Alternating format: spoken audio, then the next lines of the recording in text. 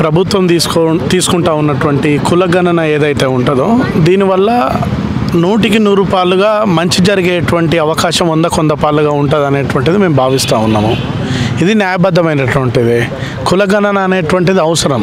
ఇదివరకు గతంలో కూడా కేసీఆర్ చేసింది. దానికి దీనికి ట్రాలీ అయితే మళ్ళీ ఇదే జరుగుతుందంటే ఏమన్నా మళ్ళీ మార్చి ఏదైతే ఎస్సీ ఎస్టీ బీసీలకు ఏమన్నా మళ్ళీ పట్టాలు కట్టే అవకాశాలు ఉన్నాయి? ఎస్సీ ఎస్టీ బీసీ మైనార్టీ వర్గాలకు అంటే గత ప్రభుత్వం కేసీఆర్ గారు చేసినటువంటి మాదిరిగా ఇప్పుడు ఈ తెలంగాణ రాష్ట్ర కాంగ్రెస్ ప్రభుత్వం చేయకుండా నూతన విధానాలతోటి గతంలో చేసినటువంటి పొరపాట్లను గతంలో చేసినటువంటి తప్పులను ఈ కాంగ్రెస్ ప్రభుత్వము అవలంబించకుండా కొత్త విధానాలతోటి ముందుకు పోవాలనేటువంటిది గుర్తు చేస్తున్నాం. ఇంకా రెండవది ఏంటి అంటే ఇప్పుడు ఈ కాంగ్రెస్ ప్రభుత్వం కూడా ఇప్పుడు కొత్తగా ఏదైతే కొన్ని 6 గ్యారంటీలు ఏవైతే ఉన్నాయో ఈ 6 గ్యారంటీల అమలు విషయంలో కూడా ఎవరైతే నిజమైనటువంటి అర్హులకు సంబంధించినటువంటి ఈ హామీలు ఏవైతే ఉన్నాయో ఈ హామీలు ఈ 6 గ్యారంటీలు ఏవైతే ఉన్నాయో అర్హులకు చెందాల. అర్హులకు చెందకుండా ఇందులో కూడా రాజకీయం చేసి అంటే కొద్దిగా అందులో తిరిగేటువంటి వాళ్లకు కండువాలు కప్పుకున్నటువంటి వాళ్లకు మాత్రమే మేము ఇచ్చినటువంటి ఈ పథకాలని ఇంప్లిమెంటేషన్ చేస్తామంటే గతంలో జరిగినటువంటి టీఆర్ఎస్ ప్రభుత్వంలో జరిగినటువంటి తప్పులను ఈ కాంగ్రెస్ ప్రభుత్వంలో కూడా చేస్తామంటే ప్రజలు ఆలోచిస్తారు. కాబట్టి మేము ఏం చెప్తా ఉన్నాం, యూనివర్సిటీ విద్యార్థులుగా ఒక పిహెచ్డి రీసెర్చ్ స్కాలర్స్గా కానీ ఒక డిబిఎస్ఏ విద్యార్థి సంఘం పక్షాన గుర్తు చేస్తూ ఉన్నది ఏంటంటే అర్హులకు ఉదాహరణకి ఇందిరమ్మ ఇల్లు అనుకోండి, నిజంగా ఎవరైతే ఇల్లు లేనటువంటి వాళ్లకు ఎవరైతే ఉన్నారో అర్హత ఉన్నటువంటి వాళ్లకు ఇందిరమ్మ ఇళ్ళ విషయంలో ఇవ్వాలి జెన్యూన్గా. అట్లా ఇవ్వకుండా జెన్యూన్గా ఏదైతే ఇల్లు ఉండి అన్నీ ఉన్నటువంటి వాళ్ళకు కూడా మేము ఫైరవీల్ చేసుకున్నటువంటి వాళ్ళకు మేము ఇల్లు ఇస్తాము అంటే ప్రభుత్వము అనేటువంటిది ఎక్కువ రోజులు ఉండదు. అంటే ప్రజలు ఆలోచిస్తారు. ఎందుకంటే జెన్యూన్గా ఉన్నటువంటి వాళ్ళకి ఇవ్వాలి. ఓయూ పిహెచ్డి రీసెర్చ్ స్కాలర్గా ఒక విద్యార్థి సంఘం పక్షాన డిబిఎస్ఏ విద్యార్థి సంఘం పక్షాన కూడా ఈ ప్రభుత్వానికి కాంగ్రెస్ ప్రభుత్వానికి విజ్ఞప్తి చేస్తున్నాం. ఎందుకు విజ్ఞప్తి చేస్తూ ఉన్నామంటే జెన్యూన్గా ఉన్నటువంటి వాళ్ళని ఎంపిక చేసుకోవాలి. ఇదే తరుణంలో ఇప్పుడు చేస్తూ ఉన్నారు. ఇప్పుడు కులగణన ఈ కులగణన జరిగినందువల్ల నిరుద్యోగులకు కూడా మళ్ళీ ఉద్యోగాలు వచ్చే అవకాశాలు ఉన్నాయా? ఏదైతే ఎస్ మేమే అంటూ ఉన్నాం ఏంటంటే నిజానికి అంటే రావాలంటున్నాం. నిరుద్యోగులకు ఉద్యోగాల విషయంలో అంటే కొత్త పంతాను అవలంబించాలి. గతంలో చేసిన మళ్ళీ అంటున్నాం విద్యార్థుల విషయంలో జాబ్ క్యాలెండర్ ఏదైతే ఉన్నదో ఆ జాబ్ క్యాలెండర్ని ఇంప్లిమెంటేషన్ చేస్తే బాగుంటుంది. ఆల్రెడీ కాంగ్రెస్ ప్రభుత్వం ప్రకటించింది జాబ్ క్యాలెండర్ విషయంలో. ఈ ప్రకటించినటువంటి ఈ కాంగ్రెస్ ప్రభుత్వం అంటే డేట్ వైజ్గా అది ఏదైతే నోటిఫికేషన్స్ ఏవైతే ఉన్నాయో ఇప్పుడు డిఎస్సి ఆల్రెడీ ఇప్పుడు నెక్స్ట్ డిఎస్సి వేస్తా అని చెప్పింది.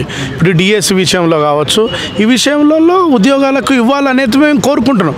మొన్న రీసెంట్గా గ్రూప్ ఏదైతే మన జీవో నెంబర్ 29 విషయంలో వచ్చింది, ఆ గ్రూప్ 1 విషయంలో జీవో నెంబర్ 29ని రద్దు చేయాలని అందరు అన్నారు. కానీ రద్దు చేయకుండా పరీక్ష పెట్టారు.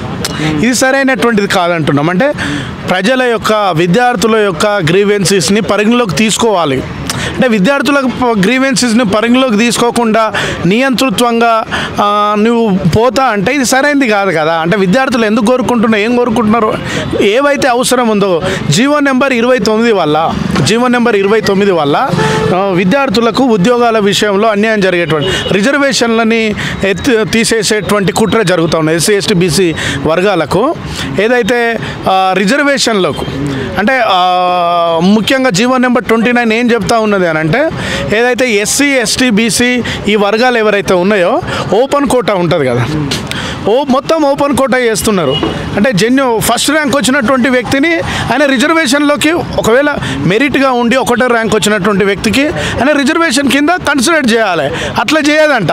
ఆ ఫస్ట్ ర్యాంక్ వచ్చినటువంటి వ్యక్తిని కూడా ఓపెన్ ర్యాంక్ కేటగిరీగా చేస్తా. అంటే ఇట్లాంటి కొన్ని తప్పులు చేయకుండా జీవో నెంబర్ 29 రద్దు చేయాల్సి ఉండే నిజానికి అది చేయలేదు.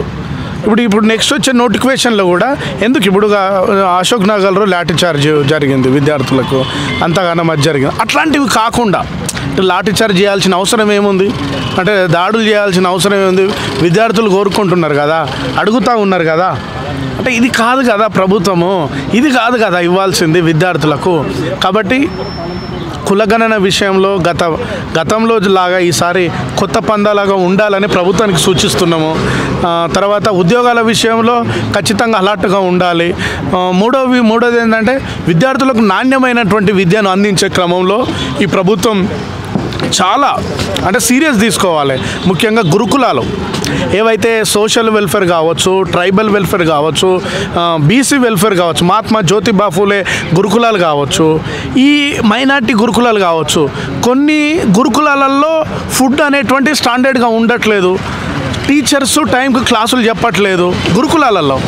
మెజారిటీగా చెప్తున్నారు. నేను టీచర్ల సిస్టమ్ మీద అంటున్నాం అనమాట. మనం చెప్పాల్సిందే గురుకులాలలో ఎడ్యుకేషన్ స్టాండర్డ్గా ఉండట్లేదు. కొన్ని గురుకులాలలో ఇన్ఫ్రాస్ట్రక్చర్ సరిగ్గా లేదు. బెంచెస్ మీద కూర్చోవాల్సిన విద్యార్థులు కింద కూర్చుంటున్నారు. కొన్ని స్కూళ్ళల్లో డార్మెంటరీస్ అందులోనే ఉన్నాయి, క్లాసులు కూడా అందులోనే ఉన్నాయి. ఇది కరెక్ట్ కాదు కదా. కార్పొరేట్ స్కూళ్ళు కానీ కొన్ని వాటిలలో అద్భుతంగా చదువుకుంటున్నారు. డార్మెంట్స్ అందులోనే ఉన్నాయి, తర్వాత స్కూల్స్ అందులోనే చెప్తున్నాయి. సరైనది కాదు. కొన్ని స్కూళ్ళలో పుస్తకాలే దొరుకుతలేవు, ఇంగ్లీష్ సరిగ్గా వస్తలేదు. 8th క్లాస్ వరకు చదువుకునే విద్యార్థికి కూడా ఇంగ్లీష్ సరిగ్గా రాస్తలేడు, తెలుగు కూడా సరిగ్గా రాస్తలేడు. ఏం చెప్తున్నారు? కాబట్టి గురుకులాలకు పేద విద్యార్థులే పోతారు, ఎస్సీ ఎస్టీ బీసీ మైనార్టీ వర్గాలు పోతారు. వాళ్ళకి విద్యను అందించే ప్రయత్నం చేయాలి. తర్వాత యూనివర్సిటీలలో విద్యా వ్యవస్థను ప్రక్షాళన చేయాలి. యూనివర్సిటీలలో స్టాండర్డ్ ఎడ్యుకేషన్ కానీ అకాడమిక్స్ వాతావరణం కానీ కొత్తగా వీసీలు నియమించారు. కొత్త పందాతోటి డెమోక్రసీ అనేటువంటి పందాతోటి నియంతృత్వంగా కాకుండా కొంత బడ్జెట్ను పెట్టాలి. ఎస్సీ ఎస్టీ బ్యాక్లాగ్ పోస్టులను వేయాలి. ప్రొఫెసర్ల నియామకం జరగాలి. ప్రతి సంవత్సరం పిహెచ్డి నోటిఫికేషన్ వేయాలి. జెన్యూన్గా ఉన్నటువంటి వాళ్ళకు ఎలిజిబిలిటీగా గుర్తించాలా. ఇట్లాంటి కొత్త స్కూల్ ఎడ్యుకేషన్ కావచ్చు, ఇంటర్మీడియట్ ఎడ్యుకేషన్ కావచ్చు, అదేవిధంగా హైయర్ ఎడ్యుకేషన్ కావచ్చు, యూనివర్సిటీలలో ఉండేటువంటి విద్యా వ్యవస్థ కావచ్చు, ఇదంతా కూడా ప్రక్షాళన జరగాలి. ఈ ప్రభుత్వం విద్య ద్వారా ఈ వ్యవస్థ మారుతుంది. కాబట్టి ఫస్ట్ ఈ ప్రభుత్వం విద్య మీద కాన్సన్ట్రేషన్ చేయాలి. ఇట్లాంటి కాన్సన్ట్రేషన్ చేసి మార్పు చెందేటట్లు చేయాలని OUDBSA విద్యార్థి సంఘం పక్షాన మనస్ఫూర్తిగా ఈ ప్రభుత్వానికి గుర్తు చేస్తూ ఉన్నాము, విజ్ఞప్తి చేస్తూ ఉన్నాము ఈ రాష్ట్ర ప్రభుత్వానికి.